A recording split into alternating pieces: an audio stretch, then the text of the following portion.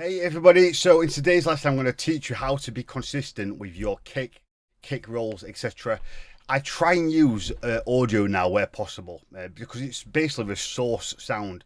If you're using samplers and you're putting things through samplers, you're putting it through an entity, so to speak, which can basically, it's playing back the audio, and it's fairly common knowledge of this level of production.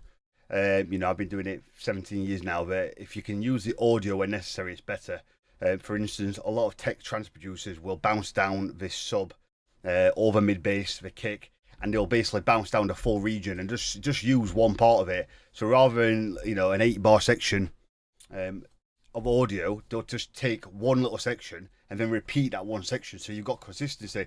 Now, does it make a massive difference? For my style of music, it doesn't make a massive difference, but I do definitely notice it, and it's more psychological than anything else. But when it comes to kind of tech trance and these really rigid bass lines, psytrance as well, I know for a fact that it's definitely a really useful method.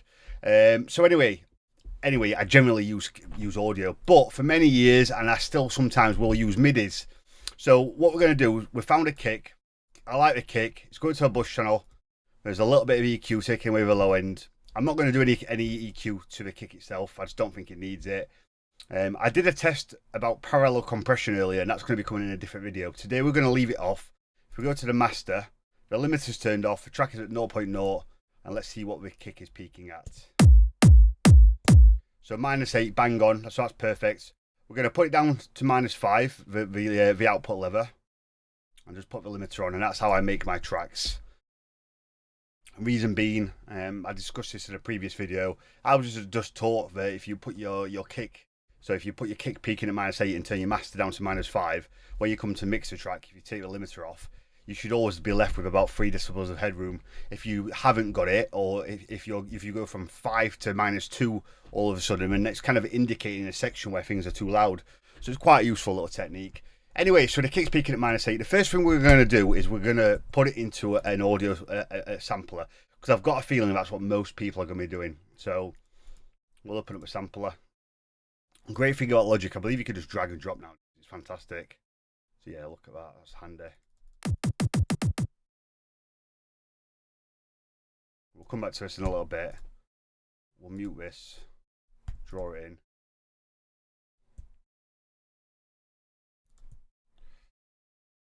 Note.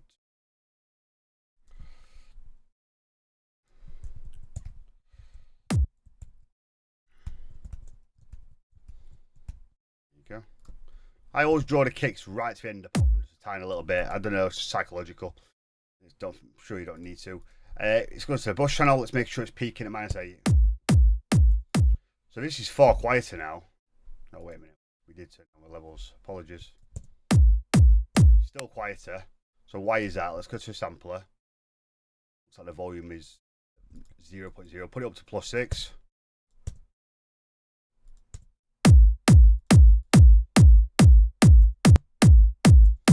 It's still a bit loud.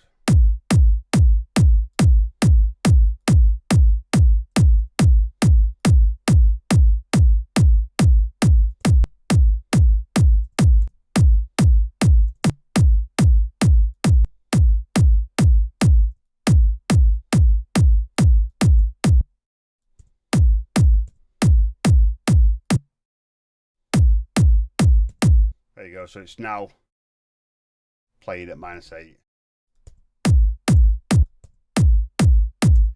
See, now the sampler is playing the source audio through a sampler via MIDI, okay?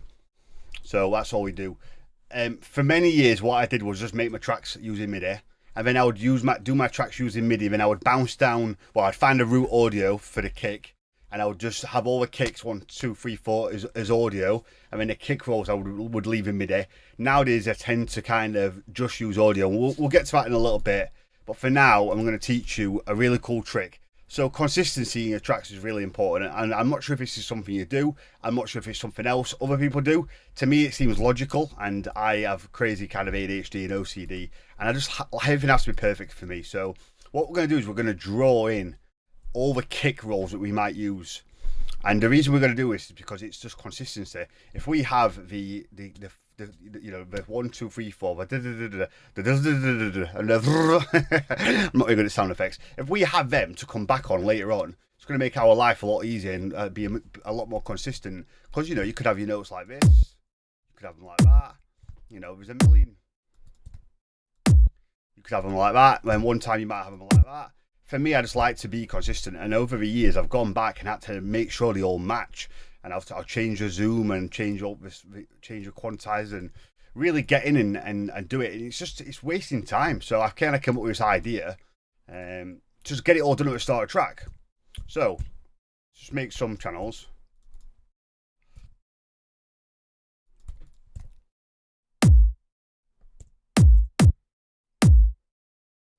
So this will just be our normal kick. 1 bar kick or something like that. And then we'll make this one. Now for this kick I generally keep it in 32. You know, whatever that, I don't know how to explain it really. Just call it, I guess it's 60th, 32nd, 48th, etc. And it allows me to kind of pull the kicks back one little click. So instead of being like that, go like that. This one.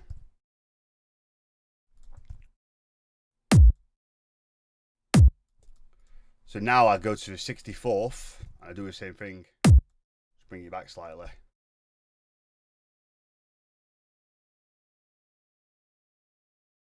Now what we're looking for is making sure we keep the kick peaking at -8.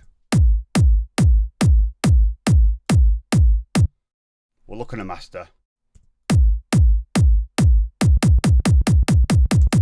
So you can hear some kind of weird click there, can't you? So let's try and...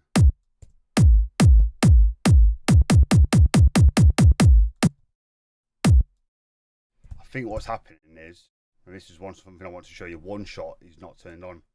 So if we go to your sampler, you want to turn on one shot, and now it should play the note length. At the minute, I think it's just playing the full kick. We can test it by going like this.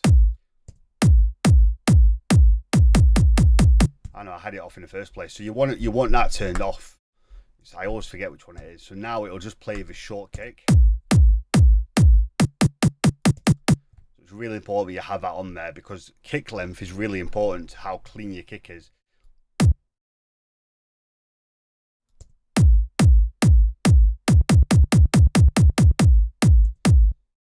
Not sure why it's got that strange little sound at the end.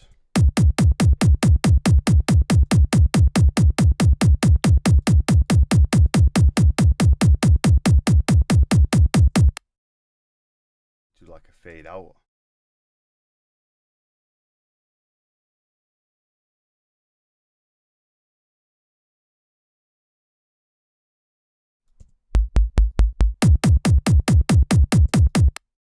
I don't actually know how to do it. I don't really do this kind of stuff, to be fair. It's me showing my complete lack of knowledge yet again. We'll keep it as it is anyway. You'll not hear that click in the grand scheme of things in the track. I'm pretty sure if I could figure out how to zoom, how to do this and do a little fade out, I'd be able to do it because I think it's just taking away some of the click. I bet you all sat there going, Adam, no, you got to do this. This is how you do it. Anyway, by the by. So let's look at these now. I do like these to be a tad shorter. Not that short though. There you go. So that's nice. So you've got your 1, 2, 3, 4. I don't know what these are called really. Just your standard 1 bar kicks, 1 beat kicks. My terminology is so bad. I've been producing now since 2007, and you'd think I'm a complete beginner. My musical terminology is shocking. But I like to be honest with you guys. I'm not embarrassed by it. I like to show, hey, Adam knows no music theory at all, yet he's still a pretty good producer. So anyway, we're going to look for that -8 on the master again. Fantastic. So what that means is that we've got our kicks drawn in nice and neat, and we're not losing any of the headroom.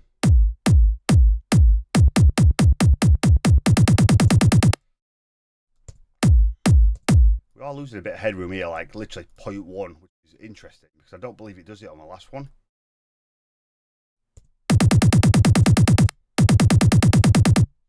Isn't that interesting?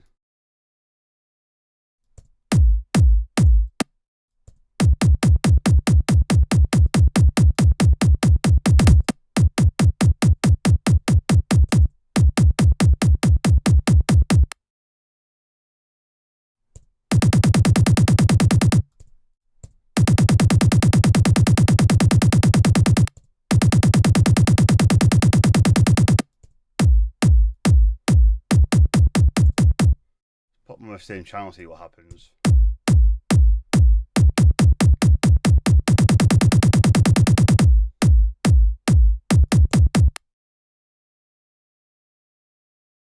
I swear it's something to do with this. To do with a kick. Ah.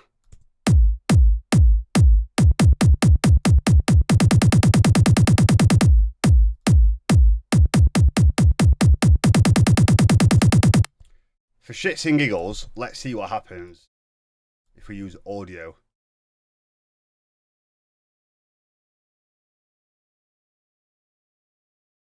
Remember, it's the same kick.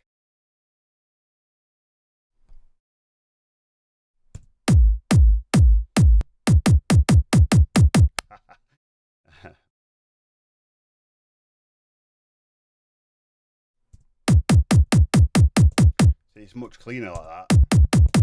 So this proved my point to why audio is better straight away, straight out of the box.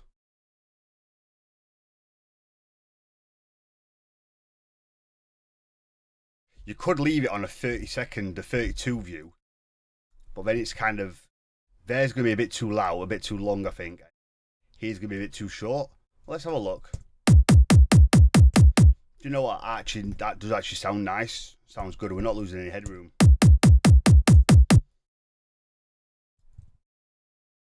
So straight away, I'm proving my point why audio is better. It's more finicky to do. It's a bit more hard work. 4 again.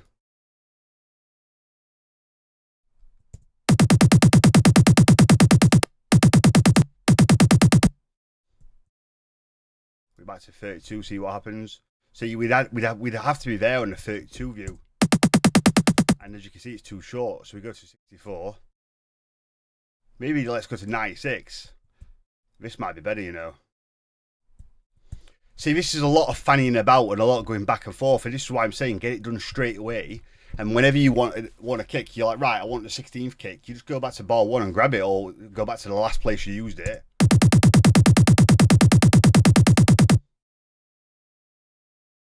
So what's better, that or... I'd say that. And we've got one more to do.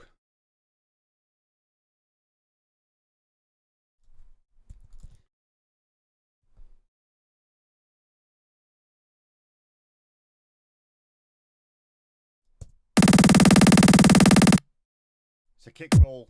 This is a kick roll I use quite a lot, to be fair.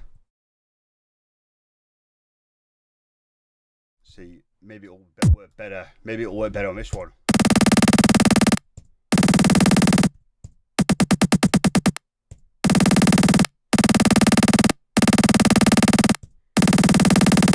I like that one better. So having it on 96 gave us the opportunity to get it all clicked up in time.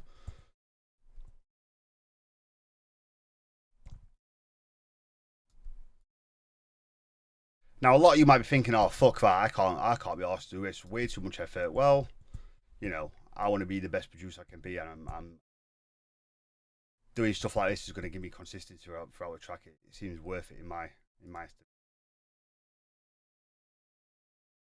So we just want to put the fade out to 5 on them all, and that should be good enough. So we'll look at the kick. Let's have a look at what the headroom's saying.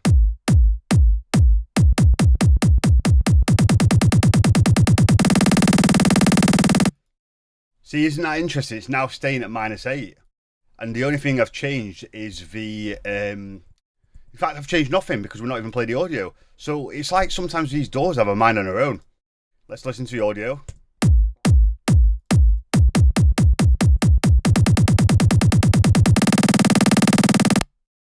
Same again, but this one now sounds messy. Am I going crazy?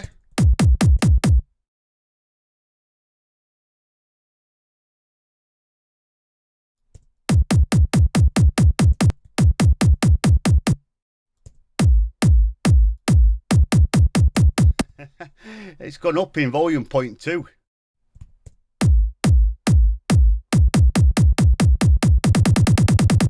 I'm sure the audio sounded a lot better than that before because it prompted me to say, see, this is why we use audio. It's got to be the fade out. That's the only thing that could have made a difference. Yep, see, 30. So we'll do 30 on the big ones.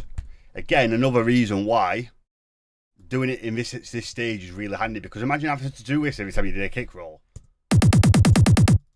Put 30 again. Look how much that cleans it up.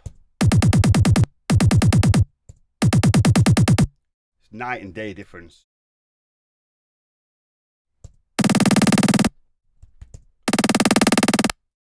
Oh, 20.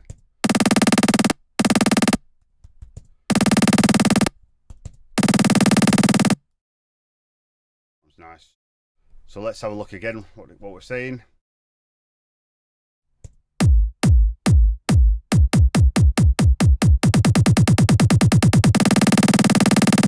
Stays at -8 the entire time. Beautiful.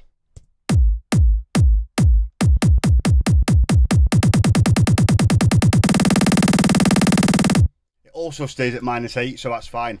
But what we can do now is we can start building your track. I'll just literally leave a channel and call it kick rolls, or you could have different channels if you wanted to. You could have you on all different channels. Maybe that's better. Have them muted. Really depends. I'll just put this down here for the time being.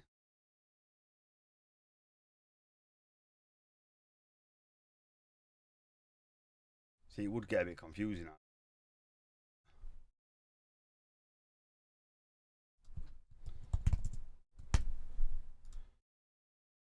But anyway, let's say you're building a track. You're coming up to, say, bar 17, and you want a kick roll.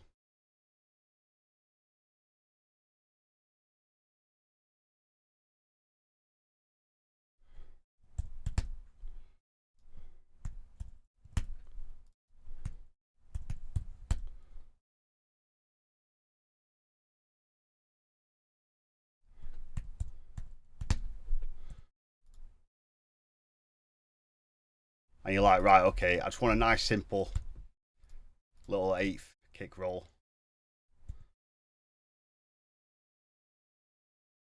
Let's say you get to bar 25. Get an 8, 2 bars. 4 bars, actually. 2 bars, 30 seconds. And we'll just do it to the bar before, and then we'll have a nice little transition. So right, easy, right? And let's say we get to now. I'll always do my kick rolls and kind of use my reference track as a rough guide, even after so long. I just like it. It's just like it gives me new ideas. I think some people might say, "Oh, he's using a reference track. That's cheating." But hey, man, these tools are at our disposal. And if it wasn't for me using reference tracks and getting other ideas, I wouldn't be as creative, because it pushes me to try things I wouldn't necessarily try. But anyway, what I do know is using this method, anytime I'm in the track and I want a certain kick roll, I can just go back to the start of the track and grab it, and I've now got like absolute 100% consistency.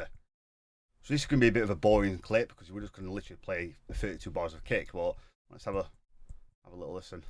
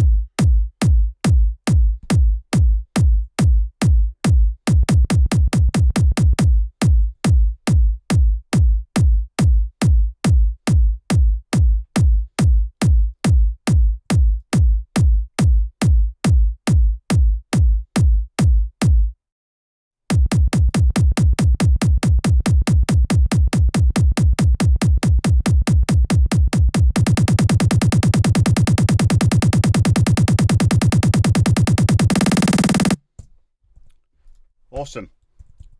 So we'll get rid of that. And yeah, and at this point you can just choose to do the audio. If not, moving forward, I'm probably going to solely just use audio because I can pretty much do all the kicks I want. If, for instance, I'm getting a bit stuck on a kick, right? I'm going to show it as my template. I'd probably do it like this as well and name them all. Just name them.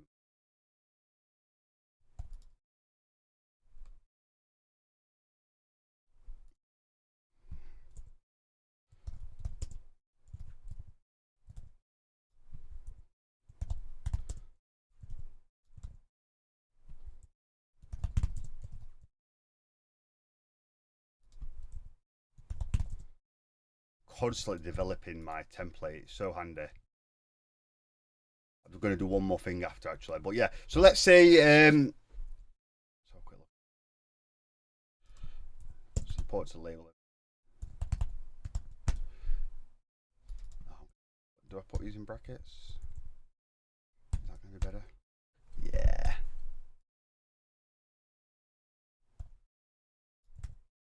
OCD kicking.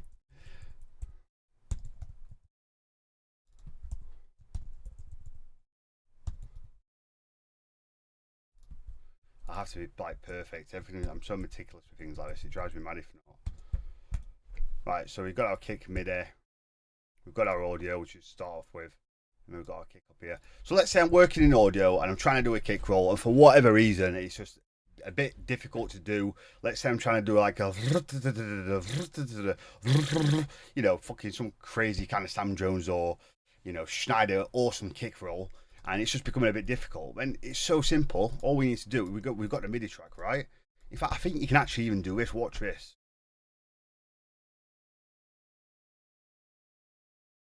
Just drag it straight into. So I'm just taking the audio. You don't even have to open a sampler. Crazy. We're just going to get the kick straight up.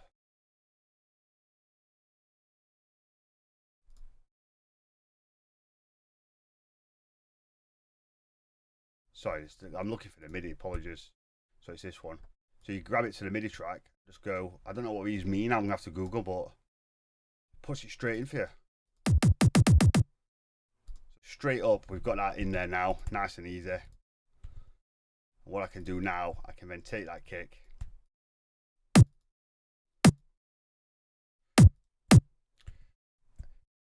See, because we've already got it in MIDI, it's probably going to make it a bit easier. We can actually just use the MIDI, right? But I've still had to put a sample. I've started to load the kick into a sampler. You could have done it before, or if you've not got the kick in a sampler, you could just do it that way. But it's probably easier to like kind of just literally drag one of your pre-made kicks up. Let's say you want to use this one too.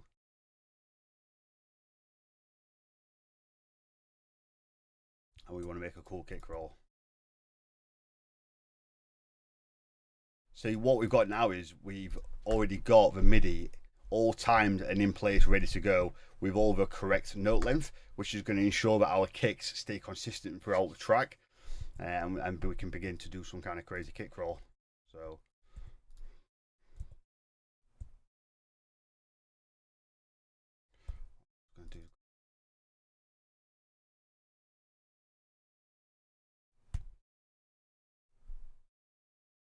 Oh, they're already there. I'm stupid.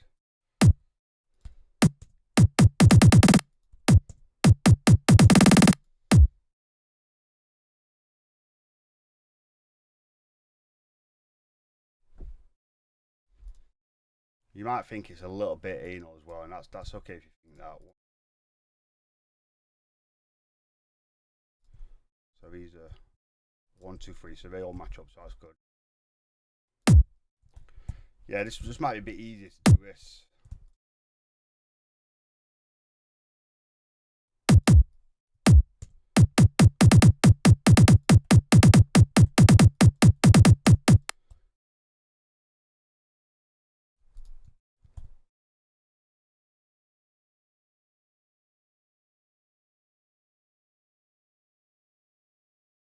So let's see.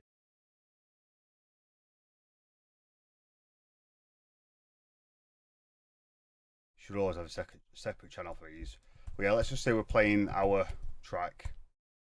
I mean, you want to do this kind of crazy kick roll leading up to bar 17.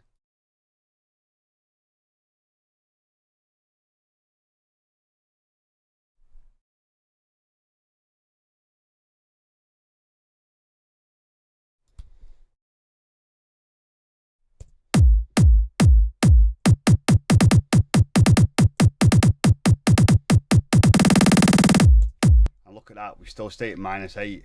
So yeah, bit of a long-winded kind of process, but what I'm trying to get at is that if you in your template kind of pre-draw your kicks for all your different kick rolls that you're going to do, it's just a really handy way of doing things. Now, I self-admittedly I've never done this before, but I'm always thinking of ways to improve. As a producer coming up to 17, 18 years or so, you constantly have to challenge yourself. And you know, I don't do anything on my channel if it's not actually intended to be used. I'm going to save this template and I'm going to use it, you know.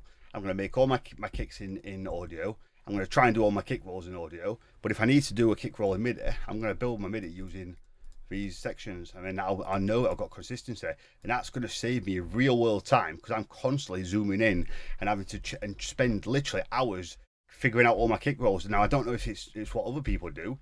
Maybe everyone already does this and it's common sense. But yeah, because I want everything to be consistent and I'm very anal and particular about it, I'm constantly zooming in and going back and checking and copying, and it's just taking forever. So I was like, right, okay, let's address this. These notes as well are a bit long, so let's have a look at this. If we go to 32 view, we've got 1, 2, 3 notes.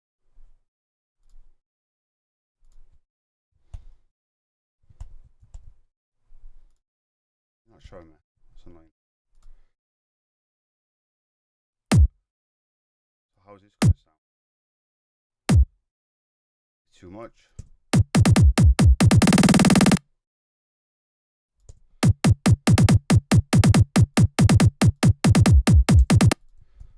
So it actually works quite nicely. You can also save time by just doing it once. 1, 2, 3. You might think on this kick roll, I only want to pull them to here. Maybe 3's too much.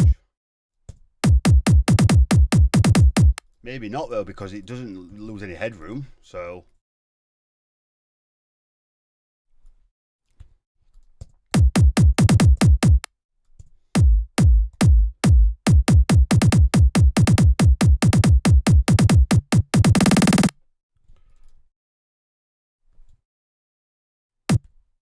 this section, the little 8 notes. Again, rather than fanning about, zooming in and trying to get them absolutely perfect, I just go to my little 8th notes. Come down here, move you back a bit, slot you in there, glue you together.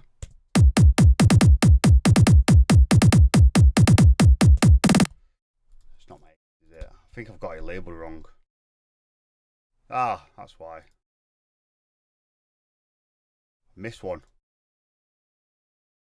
These are my 4ths.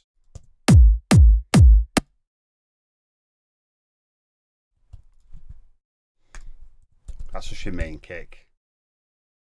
These are your 4s here, not your 8s.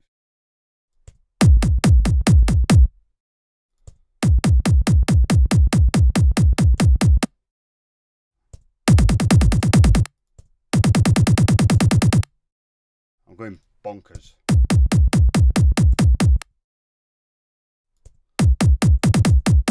So it was, I needed a 16th, not 8th. So you can get a little bit lost. Apologies if you have got a bit lost, I understand.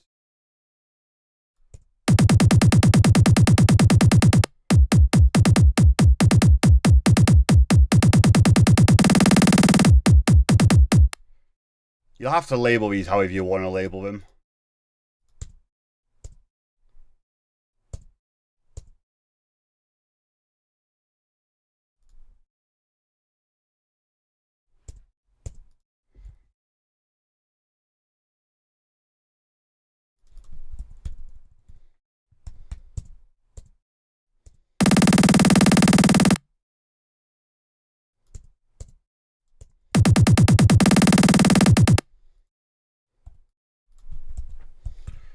I got the labeling slightly wrong. Apologies for that. I've made it a bit confusing.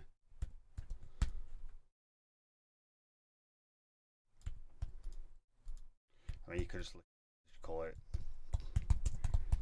kick roll. But what we have got is we've got the consistency, you know.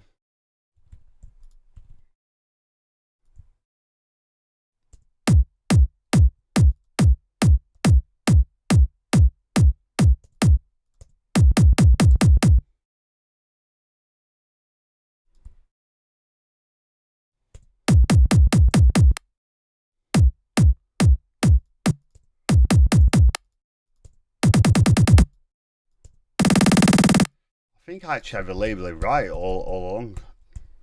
I just got a bit confused. And look, it happens, you know. Produced for 17 years. Shit happens. Get these audio ones out of the way. Really matter, we don't do them anyway. Because I'm going to use a different kick every track. All I want is these, because these are MIDI, so these will stay the same. The last thing I'll do, ever so quickly,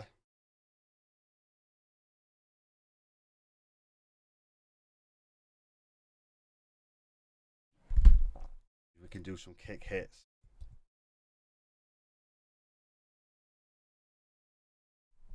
So we're going to take the 4.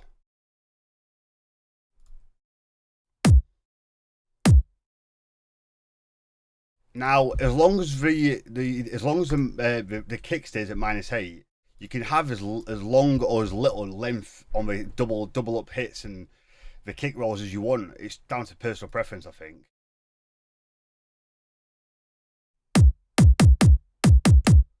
See, that works, and we don't lose any headroom.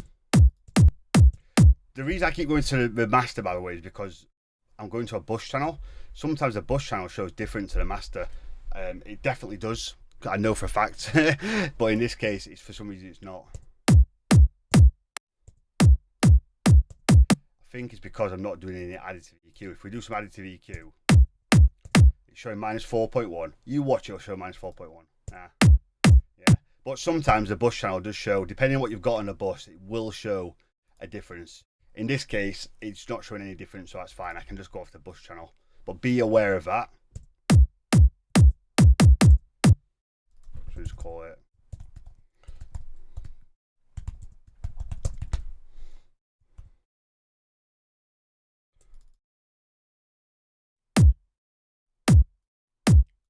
Now this one, you will have to shorten the note because it's going to drag over to the next kick.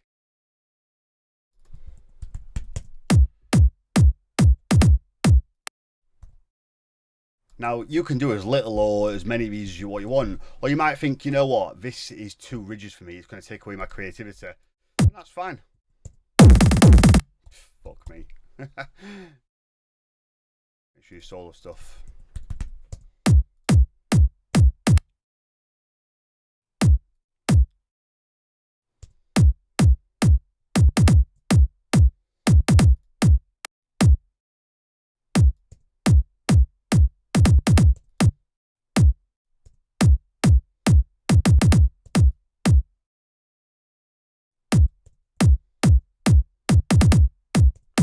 Ah, now look at that, we lose the headroom.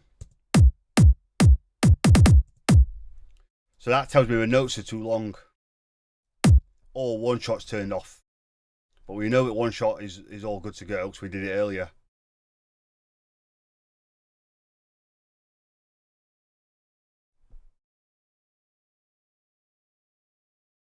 If we turn one shot on or off, whatever it is, I don't know if it's on or off. I assume it's on and now it's off. See, look, it's now going to -3. We turn one shot on. We're going to lose a little bit. So, we can't go any shorter using the 30-second view because we're going to be too short. Now, I guess you could use that. I'm going to go to 64, see what we can do. There you go. So that's a really nice workaround. We've kept the -8 headroom. The kicks aren't too short. And I've now got 3 kick hits.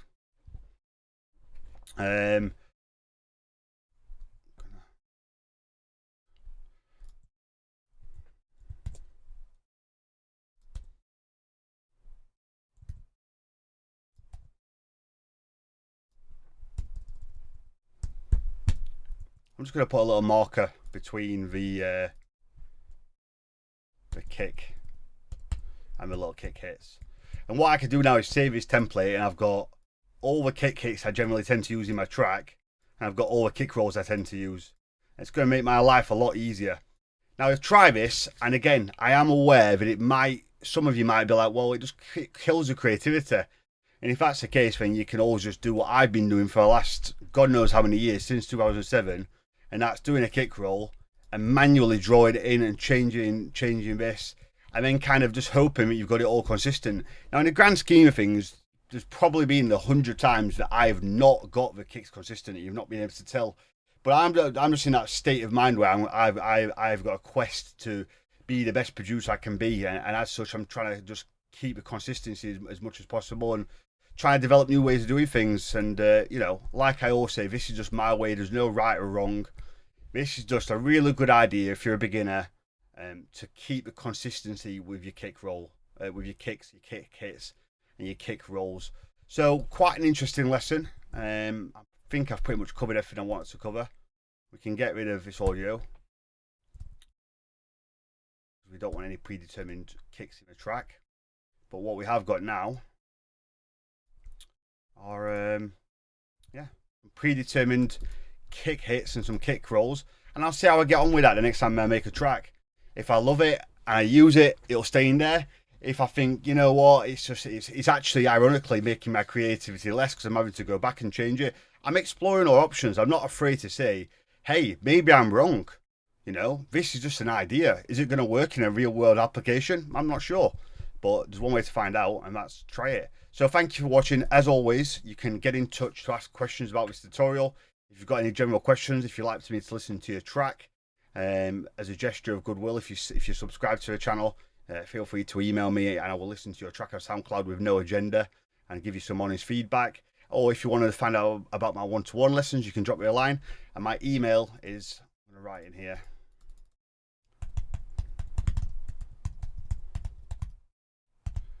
It's also in the description. So yeah, thank you very much. I hope you enjoyed this tutorial, and let me know if it helped.